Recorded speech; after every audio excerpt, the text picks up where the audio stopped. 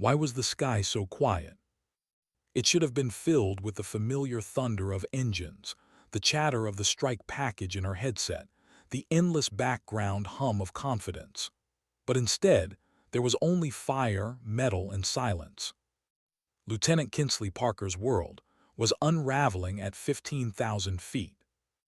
Her Fa-18 Super Hornet was coming apart beneath her, left engine torn away by the SA-15 surface-to-air missile that had risen from the mountains like a viper from its hole.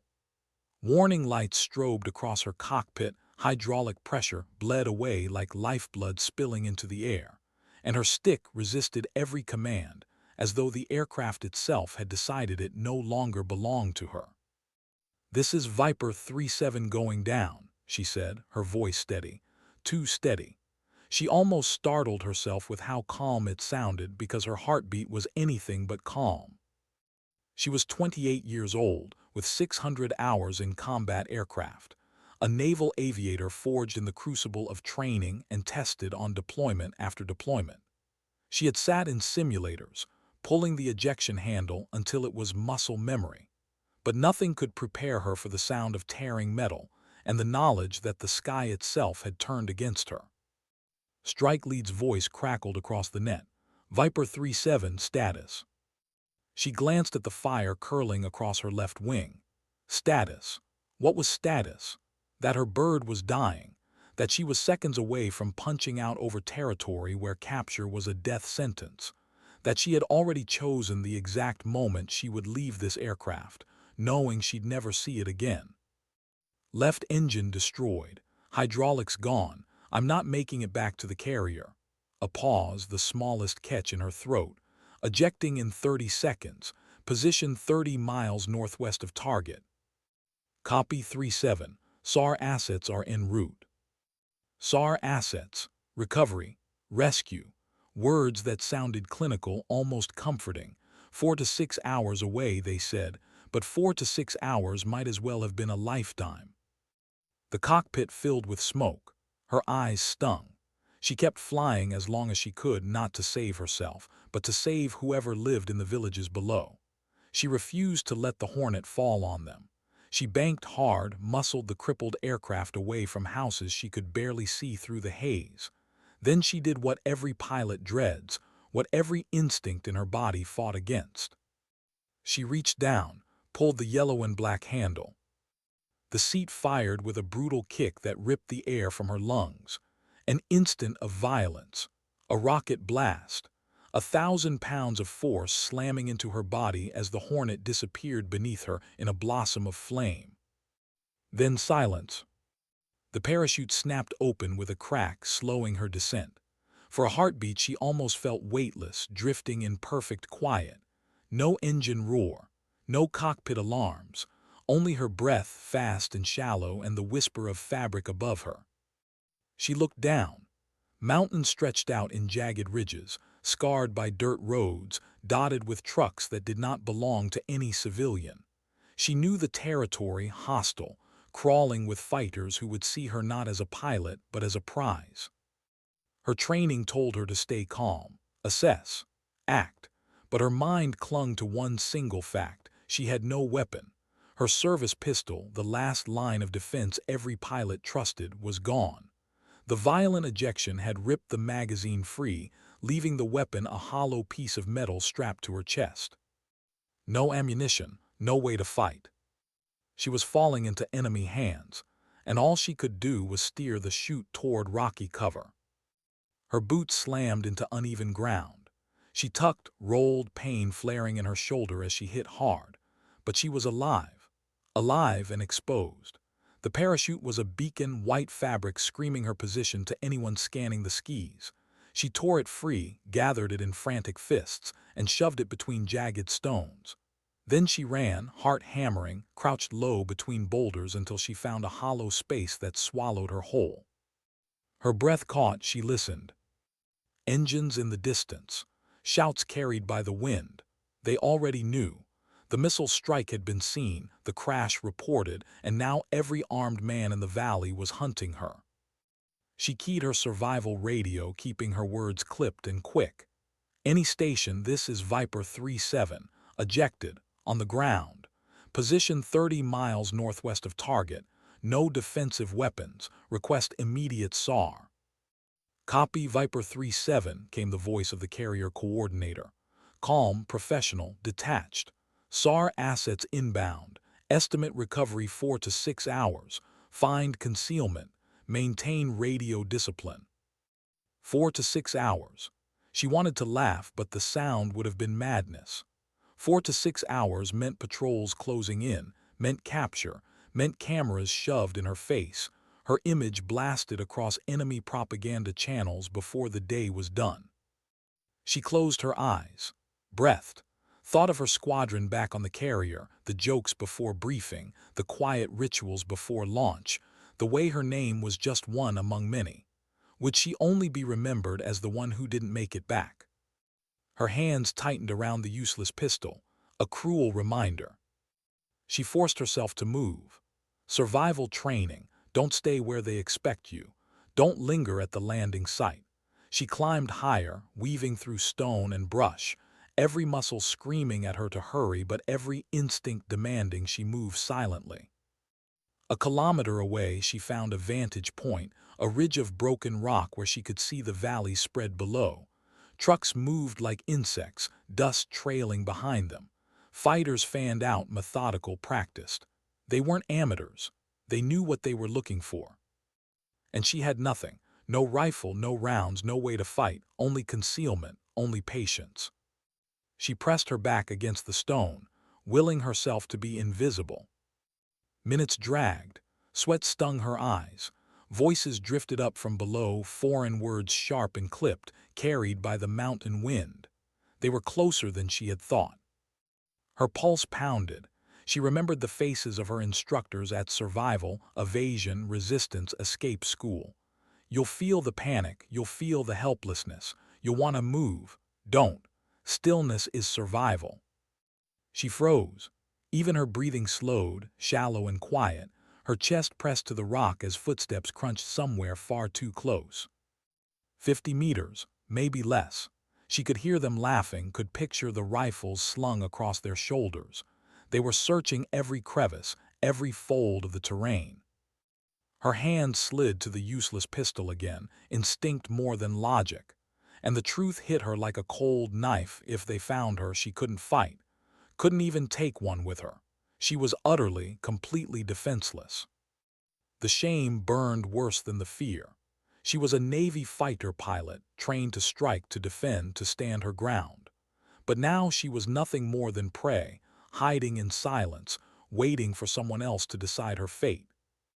A sound, a rock tumbling. She froze, eyes shut tight. Footsteps paused. Voices murmured. For one terrible second she was sure they had heard her heartbeat. Then movement again. The sound of boots shifting downhill. Their laughter faded, replaced by the growl of an engine starting up. She didn't move for a long time. Only when the valley fell back into quiet did she let herself exhale. Her radio crackled, but not with the carrier's voice. A new one, low, urgent. Viper 37, this is Rescue 1. We're inbound. Immediate extraction, 30 minutes. Her eyes snapped open. Rescue already. Her voice trembled just once. Rescue 1, confirm. SAR said 6 hours minimum. We're not SAR, the voice replied. Special Operations Asset, 30 minutes. Mark with signal mirror when we're overhead, be ready. Special Operations. Whoever they were risking everything to get to her. And yet, 30 minutes might as well have been a lifetime, because she could already hear new engines closer now. Trucks grinding up the switchbacks, more fighters pouring into the valley. She pressed the useless pistol harder against her chest. Would she survive 30 minutes? Would anyone?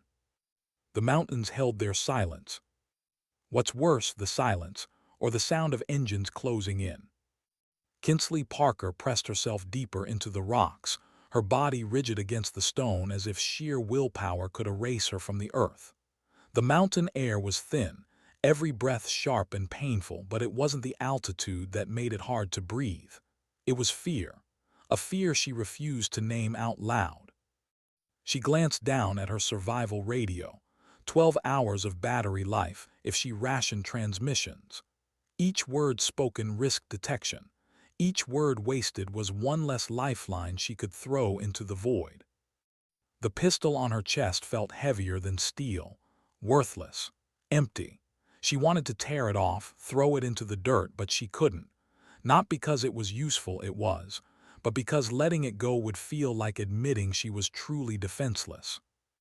Somewhere below, a truck engine roared, gears grinding as it climbed.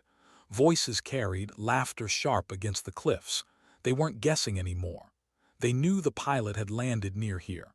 They just didn't know where. Her chest rose and fell in shallow rhythm. Training whispered in her ear, "Stay still, stay silent, wait." But waiting was agony.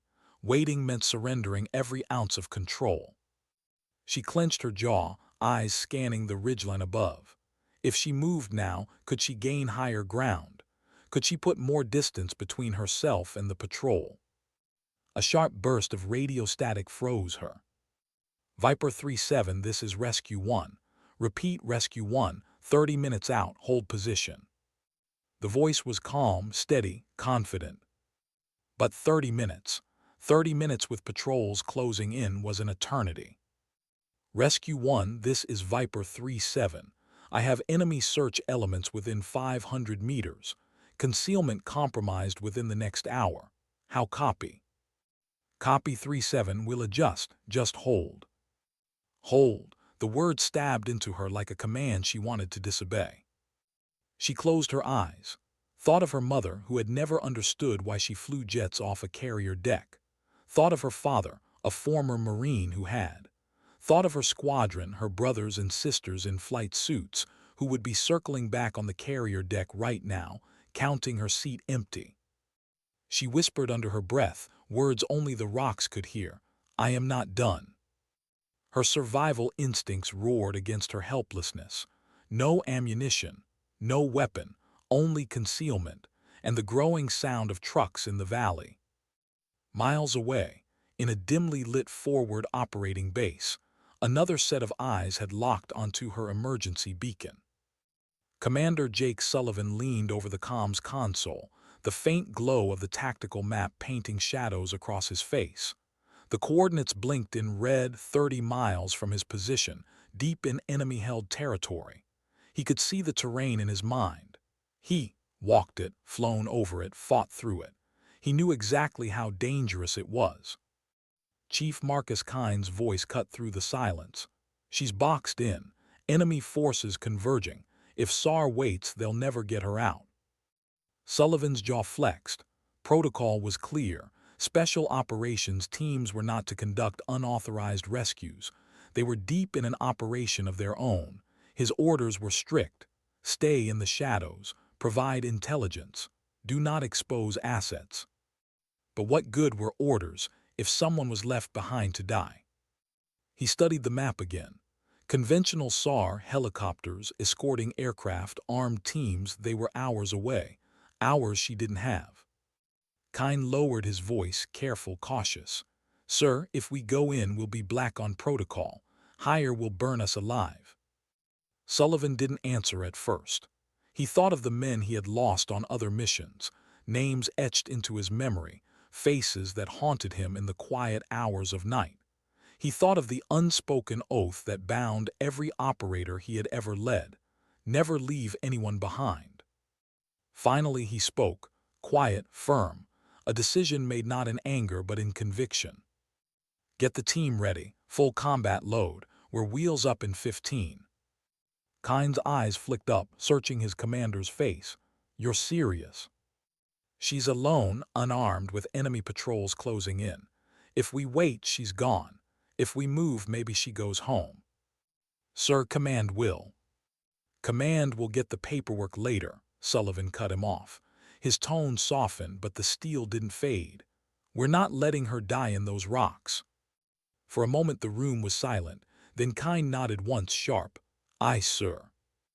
The SEAL team moved with quiet urgency. Rifles loaded, gear checked, fast rope rigs strapped tight. They didn't need speeches. They understood. Minutes later, rotors thundered across the valley as the MH-60 Seahawk lifted into the night. Flying low, weaving through the jagged ridges, the helicopter became a shadow skimming just above the earth. Back in her rocky perch, Kinsley pressed the survival radio to her lips again. "Rescue 1, I hear movement. They're close. How long?" 20 minutes, the voice came back, calm, as if 20 minutes was nothing. But 20 minutes could be everything. Her heart hammered. She remembered her first carrier landing, the adrenaline, the terror, the surge of pride when her wheels finally slammed onto the deck. She remembered the voices of instructors who had told her she didn't belong, that fighter cockpits weren't meant for women, that she wasn't strong enough. She remembered proving them wrong, again and again. But now, with no weapon, no ammunition, no way to fight, what was left to prove? Maybe strength wasn't always about firepower. Maybe survival itself was resistance. She lay against the cold stone, clutching the useless pistol, listening as footsteps crunched closer. Voices grew louder. Her chest rose and fell in shallow rhythm, every breath a prayer. Somewhere out there, a helicopter raced through the mountains. Somewhere out there, men she had never met were breaking every rule to bring her home. But here in the rocks she was alone, and the patrol was almost on top of her. How long can a person stay completely still? Not seconds, not minutes, hours, muscles burning, skin itching. Breath so shallow it barely moves the chest. That was the test now, not dogfighting skill, not strike accuracy, but stillness. Kinsley Parker pressed herself flat against cold rock, eyes fixed on the gap between boulders where she had the smallest sliver of vision. Through it, the world unfolded in fragments, boots crunching over gravel, the barrel of a rifle catching sunlight, the glint of glass from binoculars scanning the ridgeline. They were close, too close. She swallowed hard, forcing herself not to move, not even to blink too quickly. Her instructors at survival school had warned them, the body will betray you. The urge to shift, to scratch, to cough, to do anything but remain still while hunters walk past. Now she understood. Two fighters crouched just 50 meters away, their rifles slung loosely as they pointed and shouted to others in the valley. She couldn't hear every word, but she understood enough. They believed the pilot was here. They were right. Her hand found the empty pistol again, a gesture of desperation, not defense. If they found her, there would be no fight, only the brutal inevitability of capture. She closed her eyes for a moment, just one, and memories slid in uninvited. Her first solo flight, the sound of her father's voice on the phone the day she earned her wings. "Proud of you, kiddo. You're braver than I ever was." Her mother's silence, disapproval wrapped in worry, and her own stubbornness always that carried her into cockpits where few expected her to last. Was this how it ended? Not in the fire of combat, not in a blaze of glory, but silent and still, hidden among rocks, waiting to be dragged into darkness. Her radio crackled, startling her. She flinched, then froze, praying the sound hadn't carried. "Rescue 1 to Viper 37, 10 minutes out." Her lips parted, but she didn't answer. Not yet, not with enemy voices still echoing around her. She waited until the patrol shifted downhill, footsteps fading into the valley. Only then did she whisper, barely audible, "Rescue 1, copy. Enemy patrols within 100 meters. They're closing the grid." "Roger 37, sit tight, we're almost there." Sit tight, the words gnawed at her. Sitting tight was what prey did. She wasn't prey. She had trained to fight, to fly, to act. Yet here she was, frozen, with nothing but hope in strangers who claimed they were coming. Her hand trembled against the pistol. She squeezed it tighter until the tremor stopped. Far away, but not far enough, rotor blades sliced through mountain air. The Seahawk was running nap of the earth, weaving through valleys, hugging terrain so closely that a wrong move meant metal against stone. Inside, Commander Jake Sullivan sat forward in his seat, headset pressed tight, eyes locked on the dim light of the tactical screen. Every second mattered. Every turn of the rotors was a gamble. Kine's voice cut through comms. "We're hot, sir. Enemy patrols all over that grid. They'll light us up the second we pop over the ridge." Sullivan's voice was even, almost quiet. "They'll light us up anyway if we wait. Better we choose the moment." The SEALs said nothing more. They checked weapons, strapped gear tight, faces calm. This wasn't their first ride into chaos, and it wouldn't be their last. But even the most seasoned warriors understood the weight of this mission. They weren't going in for an objective, not intel, not terrain. They were going in for a person, a single pilot, someone they'd never met, someone who right now was clinging to hope in the rocks. The helicopter thundered lower, shaking the cabin. Sullivan caught his reflection in the window, jaw tight, eyes shadowed. He thought of the reprimands waiting for him, the fallout, the career that might end the moment this bird landed back at base. And yet the decision didn't waver. Rules kept men safe, yes, but rules weren't sacred. People were. 5 minutes, the crew chief called, voice sharp over the rotors. 5 minutes. Back on the ridge, Kinsley's entire body jolted at the first faint echo of rotor blades. Distant, but growing. She pressed herself deeper into cover, torn between relief and terror. Relief that they were coming. Terror that the sound would draw every enemy within miles. And it did. The fighters below lifted their heads as one. Shouts rang out. Rifles snapped up. Trucks revved, grinding gears as they turned toward the noise. Kinsley's throat went dry. They'd be on her before rescue arrived. Her radio hissed again. 3-7 signal in 5, we're almost overhead. Her hands shook as she pulled the mirror from her vest. She angled it toward the sun, catching a brief flash. The beam danced across the sky, a fragile signal of her existence. Then she heard it, the roar. The helicopter burst over the ridge, close enough she could see the figures inside, black-clad operators, rifles ready. For a moment she wanted to cry with relief. But the first bursts of automatic fire shattered that moment. The valley erupted. Gunfire cracked. Dirt and stone splintered around her as rounds chewed into the rocks. The Seahawk banked hard, door gunners unleashing a wall of fire in return. 3-7, this is Rescue 1. Can you move? Her eyes darted to the open ground between her and the helicopter. 50 meters. 50 meters of nothing but exposure. "I'm unarmed," she hissed into the mic. "No cover between, I'll be wide open." "Roger, will cover, on my mark." The line went dead. She crouched, muscles coiled, every nerve alive with terror and adrenaline. The voice came back, fierce, commanding. 3-2-1, move. Kinsley exploded from her hiding place, sprinting harder than she had ever run in her life.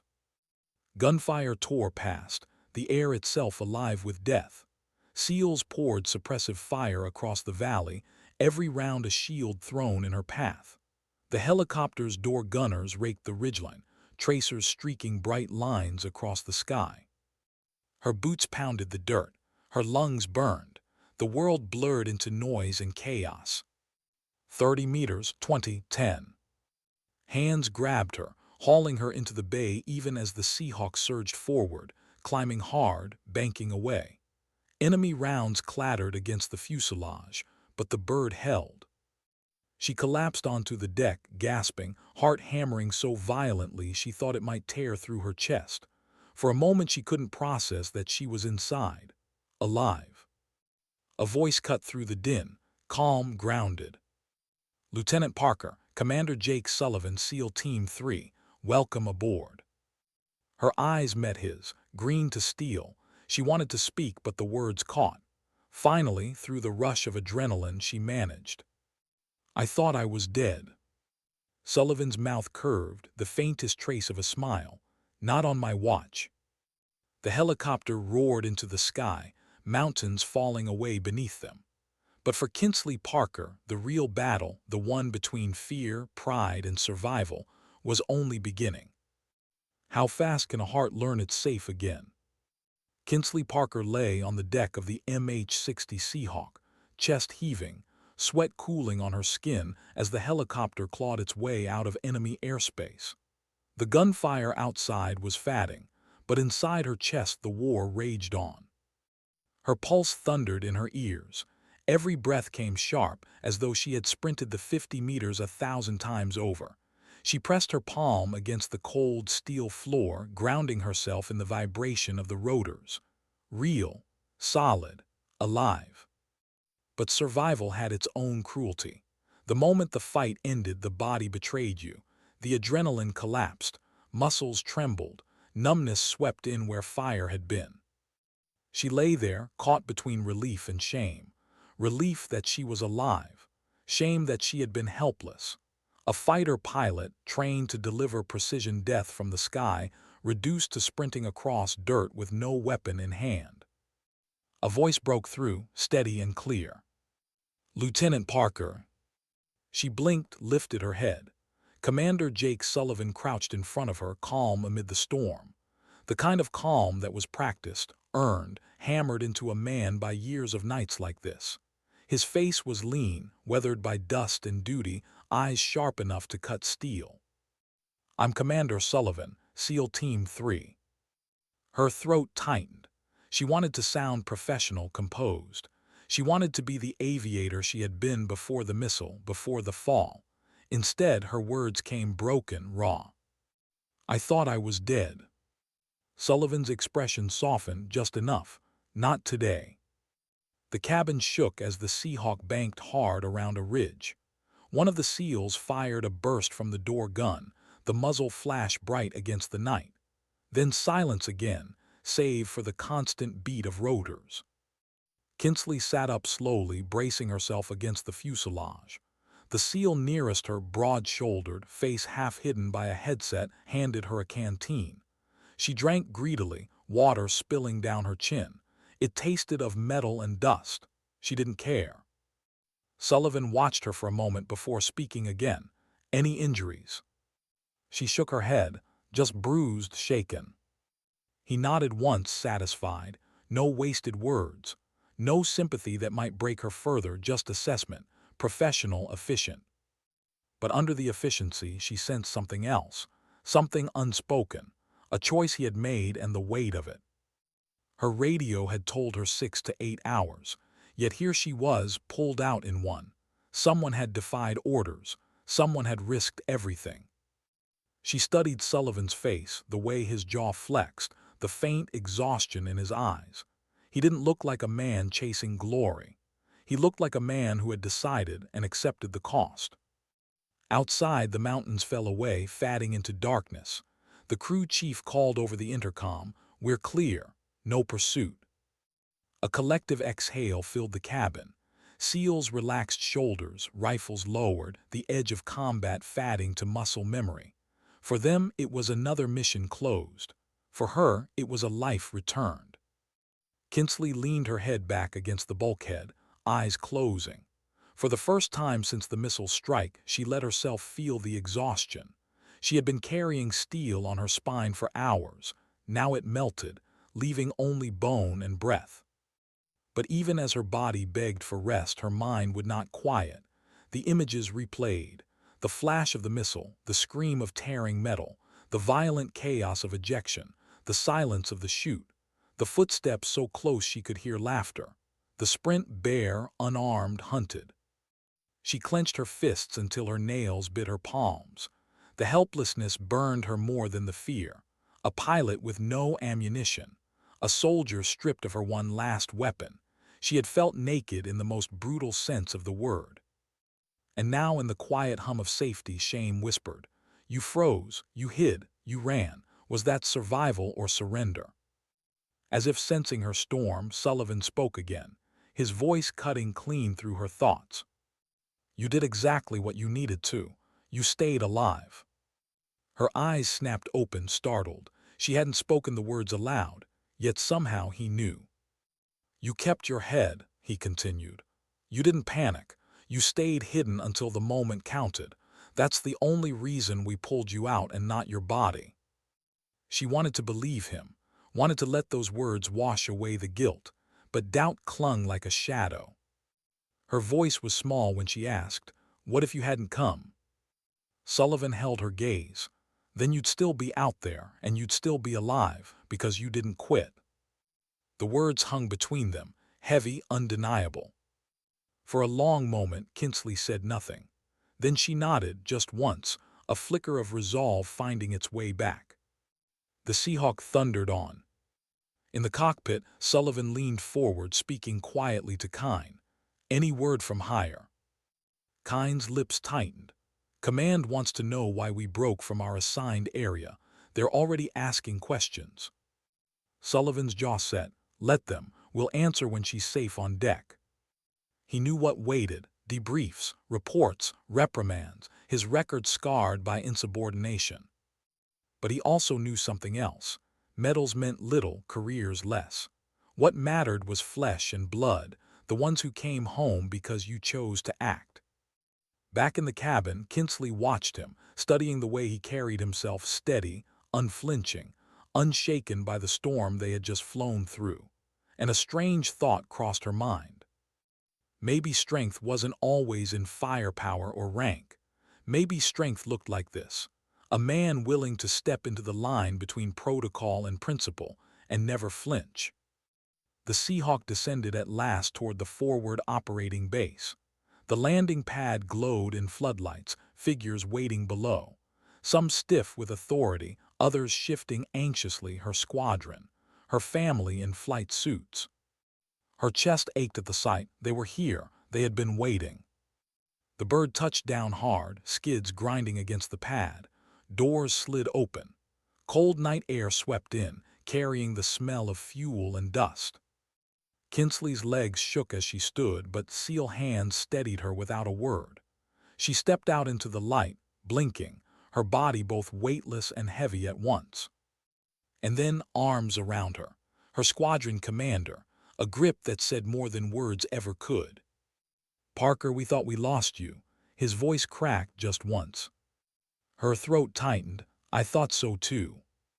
She glanced back at the helicopter, at Sullivan stepping down to meet a line of senior officers whose expressions promised hard questions. He stood tall, shoulders square, ready to take the fire that was about to fall. For her, Kinsley swallowed, the weight of everything pressing in at once: survival, shame, relief, gratitude. And the quiet truth she carried like a heartbeat.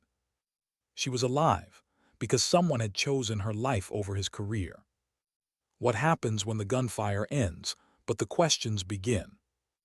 The landing pad still shook with the fatting thrum of the Seahawk's rotors when Commander Jake Sullivan was pulled aside. Not roughly, not yet, but firmly, the way men in uniform escort someone they know will not yield easily. Senior officers waited in the shadows of the operations building, their expressions carved from stone. Kinsley Parker watched from across the pad, still half in her squadron commander's embrace. The sight carved into her chest, Sullivan's shoulders straight, his stride steady, even as authority descended on him like vultures. Her squadron commander murmured into her ear, voice taut with relief. "We thought 6 hours, Parker, 6. And then suddenly you were on the net saying 30 minutes. Who was that?" Her gaze followed Sullivan disappearing inside the building. "Them, the SEALs." The commander's brow furrowed. He knew what that meant: rules bent, orders broken. And yet his grip on her shoulder only tightened, as if to say thank God for broken rules. Inside, Sullivan faced the storm. A colonel, gray-haired and sharp-eyed, slammed a folder down on the table. "Commander, explain why your unit abandoned its assigned sector without authorization. Explain why you risked compromising ongoing operations. Explain why you conducted an unsanctioned rescue." Sullivan didn't flinch. His tone was measured, almost quiet. Because a Navy pilot was alone in enemy territory, unarmed, with hostiles closing in. By the time your SAR assets launched, she'd have been captured or killed. "That is not your call," the colonel snapped. Sullivan met his gaze, unblinking. "It's always my call when lives are on the line." A silence settled over the room, thick, unyielding. Kyne sat at the edge, lips pressed tight, watching his commander walk a knife's edge. He knew Sullivan well enough to recognize the truth. Jake wasn't reckless. He wasn't careless. He was deliberate. He had made his choice fully aware of the fallout. The colonel's voice dropped lower, almost dangerous. You've jeopardized more than your career, Commander. You've jeopardized command integrity. We cannot have officers freelancing rescues every time they feel like it. Sullivan leaned forward, his words heavy with steel. With respect, sir, that wasn't a feeling. It was math. She had hours, maybe less. We had one. You can write reprimands. You can ground me. But don't tell me I was wrong to save her. The colonel stared at him for a long time, face unreadable. Then he closed the folder with a sharp snap. We'll see what command says. Outside, Kinsley sat in the medical tent, dirt still in her hair, uniform torn at the knees. A medic checked her vitals, muttered about dehydration, pressed water and an electrolyte pack into her hands. She nodded, answered automatically, her mind elsewhere. Her mind was in the rocks. The footsteps echoing, the voices so close she could smell their sweat, the shame of clutching a useless pistol, the helplessness of running exposed while others laid down fire to save her. The medic's voice blurred into background noise. All she heard was the whispered question circling her skull. Did I deserve that rescue? Her squadron commander appeared again, kneeling beside her cot. His eyes searched hers. Talk to me, Parker. How are you really? Her voice cracked before she could stop it. I froze. You survived. I was unarmed. If they'd found me, I would have been. She cut herself off, shaking her head hard. I'm a fighter pilot. I'm trained to fight, and I didn't. Her commander's voice softened. You did what you had to. Staying alive is fighting, sometimes the hardest fight there is. She wanted to believe him, but belief didn't come easily. Hours later, after the debriefings, after the med checks, after the endless paperwork that followed survival, Kinsley walked the corridors of the operations center and found herself outside a closed door. Voices carried through. Unauthorized, reckless, disciplinary review. She knew whose name they meant. Her hands curled into fists. She wanted to burst in, to shout that Sullivan had saved her life, that his disobedience was the reason she was breathing. But she didn't. Not yet. Instead, she found him later in a quieter corner, bent over a report.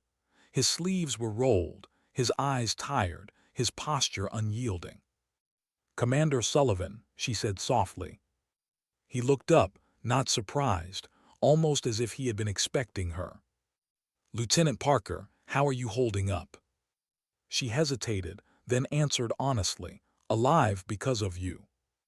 His gaze didn't waver. You're alive because you kept yourself together. My team just finished the job. No, she said, firmer now. You finished it because you chose to break the rules.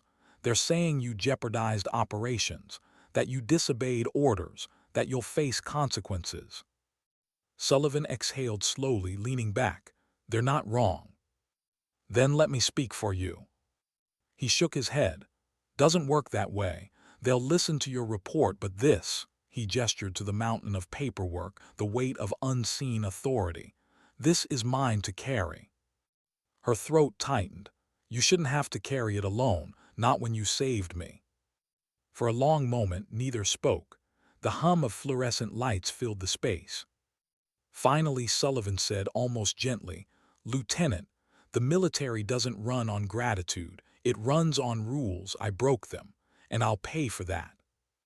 She stared at him, at the calm acceptance in his eyes. Something in her chest ached. But sometimes rules are wrong. His mouth curved, not into a smile but into something close. Then maybe your job is to say that. Mine was to act. The words settled into her like a seed. Not comforting, not easy, but true. Later, alone in her quarters, Kinsley stared at the ceiling, listening to the hum of generators outside. The rocks and dust of enemy territory still clung to her skin, even after the shower. sleep wouldn't come. She thought of the faces that had searched for her, the rifles scanning, the laughter that had nearly undone her. She thought of the sprint, the fire tearing around her. She thought of Sullivan, standing unflinching under fire of a different kind, now bureaucratic, political, yet somehow no less dangerous. And she thought of the quiet truth no protocol could erase. She was alive, because someone had chosen her life over their career. How far can 50 meters feel? To Kinsley Parker, it felt longer than every mile she had flown in 600 hours of combat, longer than the endless stretch of carrier decks, longer than the distance between who she was before the missile and who she was now. 50 meters of open ground. She remembered the moment Sullivan's voice cut through her radio. Calm, unyielding, 3, 2, 1, move. Her body had exploded forward before her mind caught up, boots pounding against the earth, lungs tearing open with every breath. She wasn't running, she was surviving. And the world around her dissolved into chaos. Gunfire cracked from the ridge, 100 angry wasps shredding the air. Tracers split the sky in streaks of red, sparks of death burning past her shoulders. The ground spat dirt and stone where rounds struck inches from her boots. The Seahawk roared above, its door guns spitting fire in sweeping arcs, suppressing, shielding. Every burst was a wall built in bullets, a fragile shelter through which she ran. Her chest burned, her legs screamed. Her body felt slow, impossibly slow, as if the air itself fought to hold her back. Every second was a lifetime, every meter an eternity. Her mind screamed a single thought: I can't outrun this. I can't outrun this. And yet she did, because there was no choice. She felt the weight of eyes on her, enemy fighters sighting down rifles, SEAL gunners tracking targets, Sullivan's unseen gaze holding her to the path. Her foot caught on a rock. She stumbled, nearly fell. Her pistol banged against her vest, useless, mocking her even now.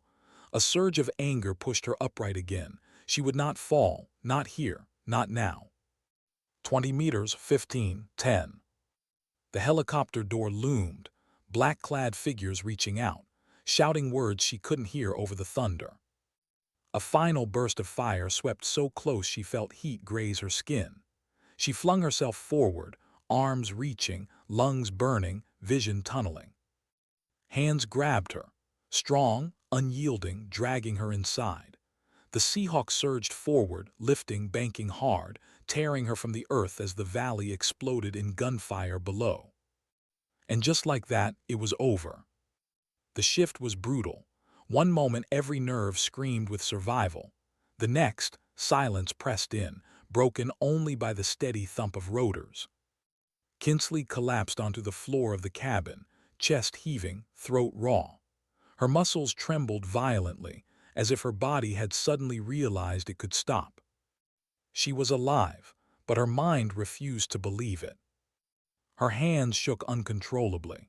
She pressed them flat to the steel deck, as if anchoring herself to reality. She could still hear the bullets, still see the tracers, still feel the weight of helplessness crushing her chest. The SEAL who had pulled her in crouched beside her, checking her quickly for wounds. She shook her head, unable to form words.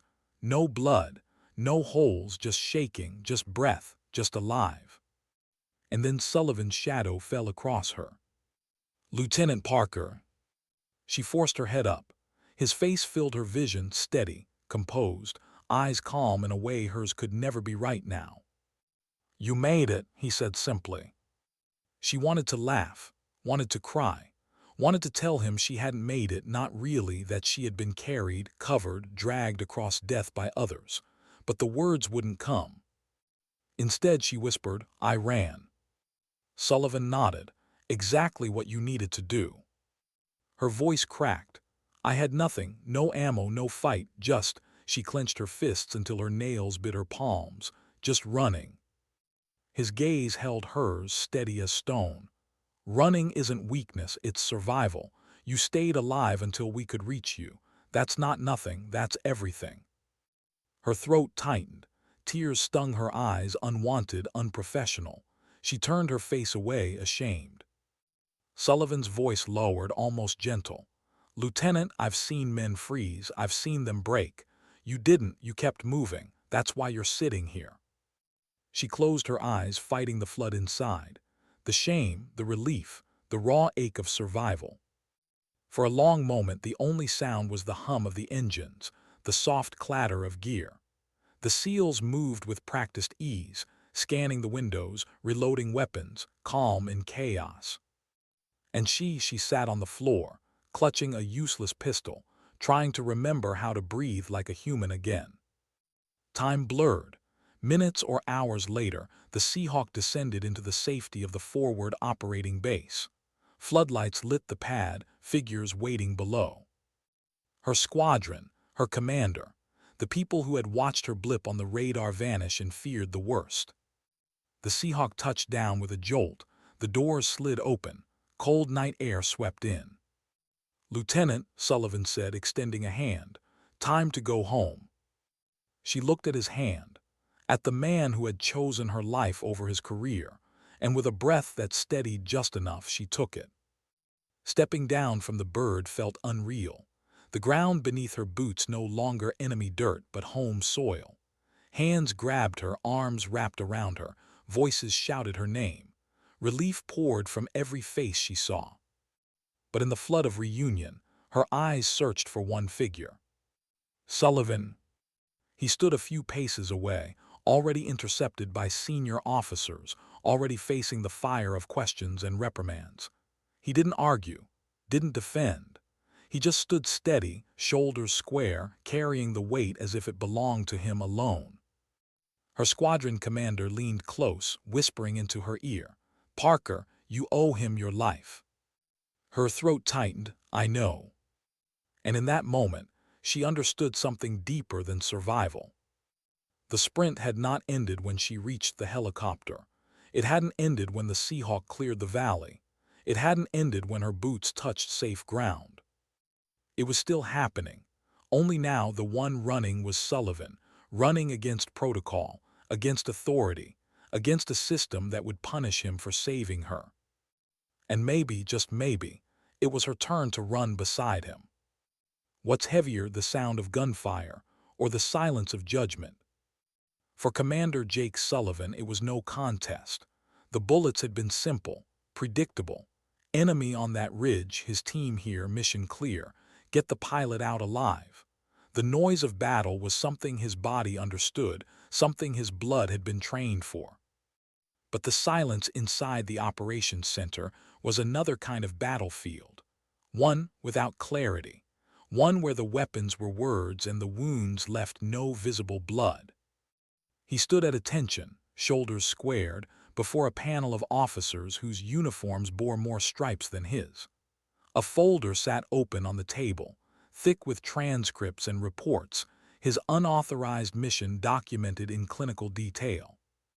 "Commander Sullivan," the senior officer began, voice sharp as glass, "you knowingly abandoned your operational sector, violated direct orders, and committed U.S. military resources to an unsanctioned rescue.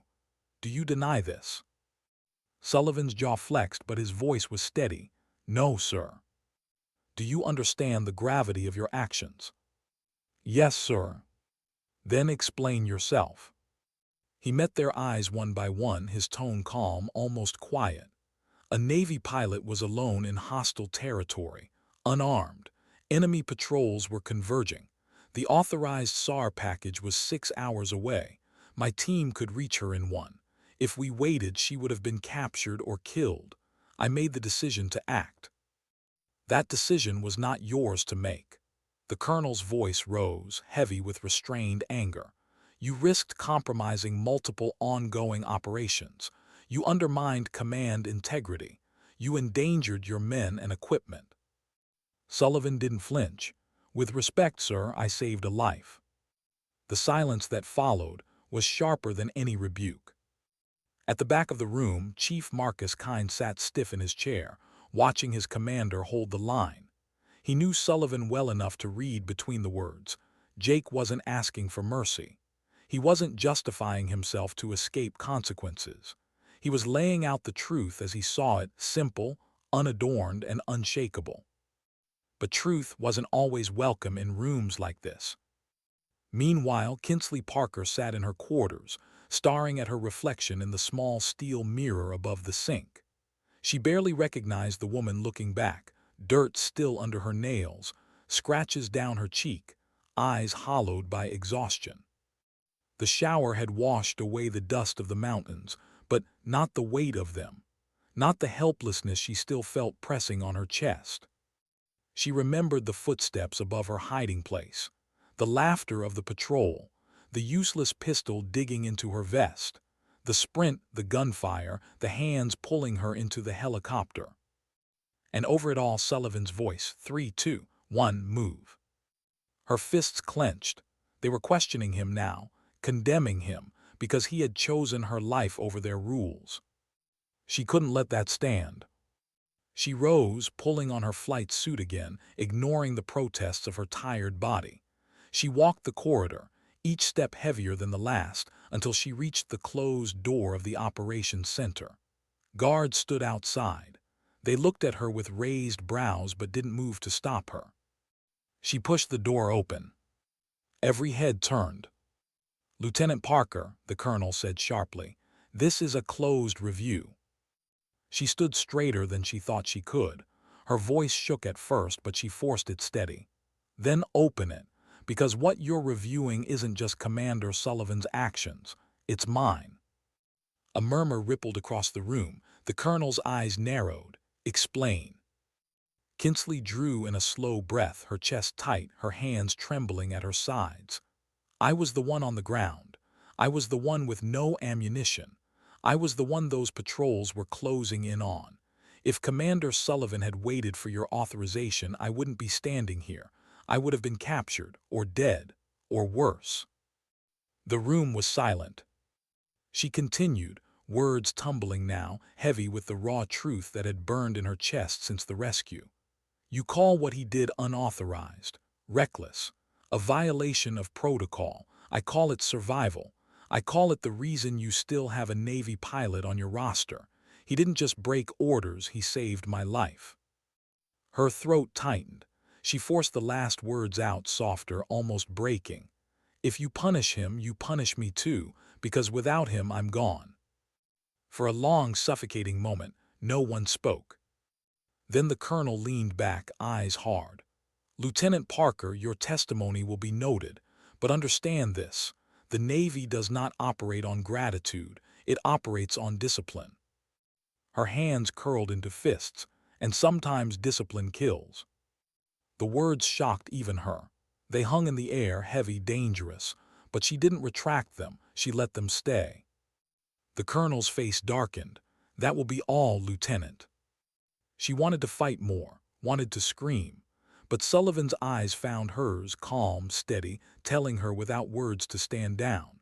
She swallowed hard and left, the weight of the exchange pressing on her chest. Hours later, Sullivan emerged from the review room. His face betrayed nothing. Kine fell into step beside him. "Sir." Sullivan exhaled. "Letter of reprimand, permanent record, career impact likely." Kine swore under his breath. "And the rescue?" A faint curve touched Sullivan's mouth. "Navy and Marine Corps Medal for heroism." The irony was bitter. The same action that earned him punishment earned him praise. A scar on his record and a medal on his chest, bound together forever. That night, Kinsley found him outside, sitting alone on a bench near the landing pad. The floodlights painted his figure in stark light, the hum of generators filling the silence. She sat beside him without asking. For a while they said nothing, just breathed the same air, heavy with unspoken truths. Finally she whispered, "I told them the truth, that you saved me, that without you I'd be gone." Sullivan's gaze stayed on the horizon, and they didn't care. He nodded once. "They never do. Rules matter more than people, until they don't." She studied his profile, the hard lines softened by exhaustion. "Do you regret it?" He turned then, eyes meeting hers, steel and fire, not for a second. Her chest tightened. She looked away, swallowing the lump in her throat. "Then maybe," she said quietly, "someday they'll see what you see." Sullivan's gaze returned to the horizon. His voice was almost a whisper. "Someday isn't my concern. Today you're alive. That's enough." She closed her eyes, letting the words settle deep. For the first time since the missile, since the ejection, since the rocks and the footsteps and the sprint, she felt a flicker of peace. Because survival wasn't just about what she had endured. It was about what others had chosen for her. And sometimes, the bravest choice was the one that cost the most. What lasts longer, the sound of gunfire, or the echo of choices? Years had passed since that day in the mountains, but for Lieutenant Kinsley Parker, now Lieutenant Commander Parker, the memories were as sharp as the tracer fire that had once split the sky. She could still feel the way the dirt kicked up at her boots, still hear Sullivan's voice counting her forward, still taste the metallic dryness of survival when she finally stepped back onto safe ground. And yet, what lingered even more than the memories was the ripple. The way one choice had spread far beyond those 50 meters of open ground. The Navy had changed. Doctrine shifted, protocols rewritten. No longer were rescue operations bound only by the slow machinery of authorization. New guidelines gave special operations teams the authority to act when lives hung in balance. Training emphasized immediacy, not perfect coordination, but rapid response. Because the difference between 6 hours and 1 hour was not academic. It was the difference between a pilot returning home or becoming a name on a wall. At the Naval War College, Kinsley told her story. She spoke not of missiles or dogfights or even the sprint under fire. She spoke of stillness, of lying among rocks, clutching a useless pistol, forcing her body to disappear while footsteps crunched just meters away. She spoke of the shame of helplessness, the temptation to panic, and the discipline of silence. And then she spoke of the choice that brought her home, not hers, but someone else. "When I was hiding in those mountains," she told a hall filled with officers, protocol said 6 hours, enemy patrols said 1, and Commander Sullivan said now. That difference saved me. It wasn't clean, it wasn't authorized, but it was right. And if we ever forget that the purpose of rules is to serve people, not the other way around, then we've lost what makes us worth defending. Her words carried. Younger officers listened, scribbled notes, replayed her speech in their minds long after. Some carried it into their own careers, into their own decisions when the moment came, and the rules stood in the way of what was right. For Sullivan, the legacy was different, but no less lasting. The letter of reprimand never left his record. For years it sat like a scar, a reminder of the price he had paid. And yet, alongside it gleamed the Navy and Marine Corps Medal for heroism, a contradiction bound together forever. It did not end his career, it defined it. He rose through the ranks slowly at first, then steadily. His name became a case study in special operations circles. Sullivan's choice, they called it. Cadets debated it. Instructors dissected it. Some argued he had been reckless, that discipline demanded obedience. Others countered that discipline meant knowing when to disobey.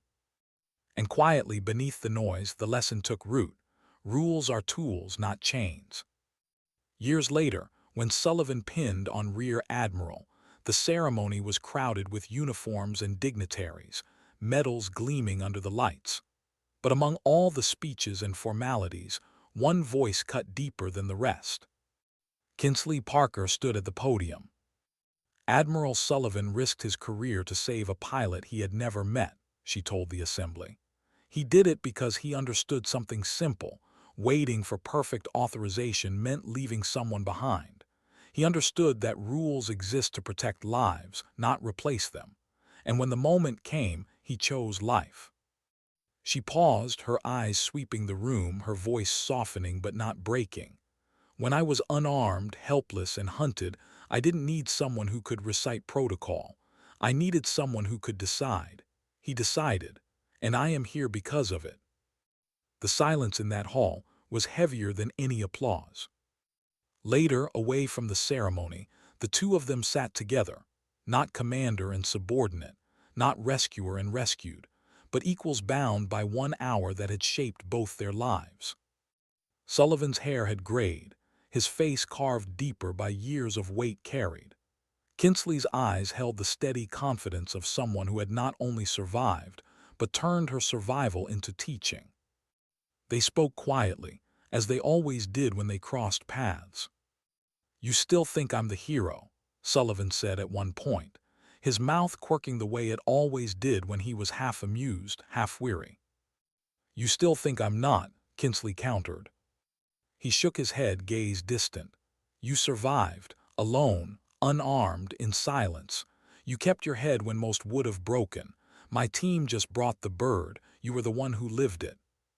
Her voice softened, "And you were the one who made sure it mattered." Neither argued further, neither needed to.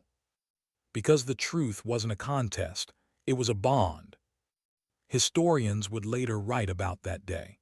They called it Parker's hour, the 60 minutes between her ejection and rescue. They called it Sullivan's choice, the decision to break orders and bring her home. Together, those names became more than stories. They became doctrine. They became training standards. They became reminders etched into the minds of young aviators and operators alike. And in the quiet spaces, away from the reports and the speeches, they became something simpler. A reminder that in war, dignity isn't always loud. Sometimes it hides in silence, waits in shadows, sprints under fire, or shoulders blame that no one else will carry. Kinsley Parker had been dropped behind enemy lines with no ammunition. Jake Sullivan had violated orders to bring her home. And in doing so, they proved something timeless. That sometimes, the most important rules aren't written in any manual. Take care of your people, act decisively when lives are at stake, and never leave anyone behind. Because when everything is on the line, when minutes decide fate, when courage and hesitation stand on opposite sides of the same breath, dignity doesn't speak. It simply acts.